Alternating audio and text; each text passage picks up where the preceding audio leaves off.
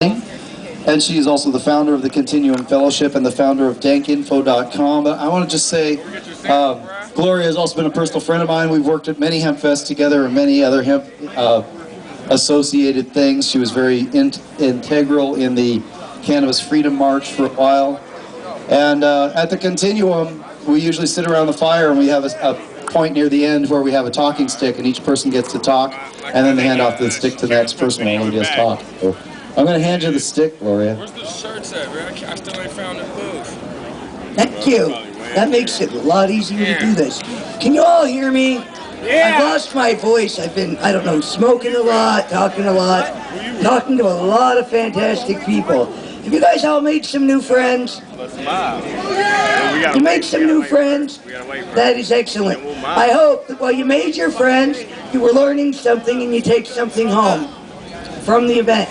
I have a question for you if you're not too high to answer it. How many of you men are between 19 and 39? Everywhere you can hear me. How many men are 19 to 39 years old? All right. I want all of you to pay attention to me, as well as anybody who loves any man 19 to 39 years old. Particularly if you are a man of color, 19 to 39 years old. I want you to look at me, because I want to talk to you about the drug war, and I want to talk to you about how what we're doing here is a continuation of a fight that did not end 250 years ago, or whatever it was, when we wrote the 13th Amendment, because it's a lie, because it says, except. It says, except if you are convicted of a crime. What kind of people are we that we need an exception? If it is wrong to enslave a human being, it is wrong to enslave a human being. This is the fight that so many people pretend is over. It's not over. It changed faces when the Jim Crow laws went out, marijuana prohibition came in, all the drug laws came in. It is a continuation of an injustice that's been going on for a long time. That's why I wanted your attention, because me and a few people, very few people who really talk about this, is where the money goes to the prisons from, really get heard. And you got to stand up and help fight for yourself, which is the other part of what I want to say. You know, there's a theme for this event, and it's time, place, and manner. And there's always time to stop and educate somebody for 5 seconds when they make an asinine comment about the drug laws or about locking people up or anything really that you believe in, that you know about, you want to educate somebody. There's always time in your life to be proactive with your convictions and educate people. Jack Hare, who was really a huge part of what has allowed Hempfest to grow and be what it is, and a huge part of what the marijuana movement has always been, had a thing about educate, not incarcerate, and that's just because they won't let you get college funding if you've been convicted of a crime. But educate.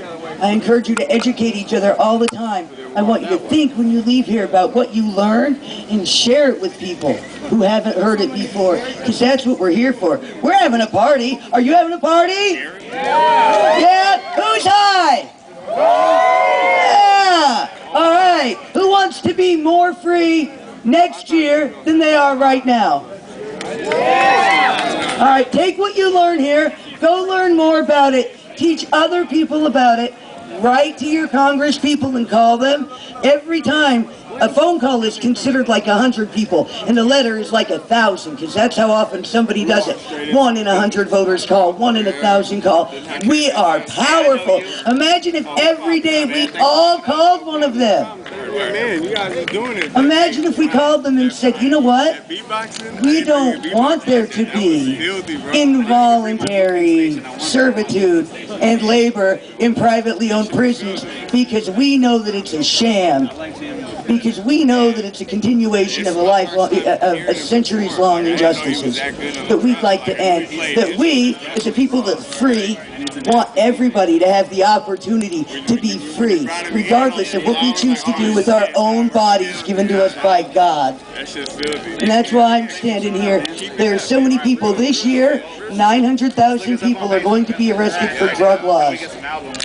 Almost all of them are going to be African American males, 19 to 39. Over half of the prison population is a male 19 to 39. If you look at the private prisons, you look at the history, you look at the exception, what's going on is really clear, man. And I hope you can hear me because I'm talking about your freedom at its very core. And I thank you for letting me do so. And I hope you all do whatever you can, whatever. Even if you're not into what I'm saying, if you hear something else, if you have some other truth in your heart, let it out and let the world know. Thank you, Gloria. Thank you for everything. Jeremy Moberg.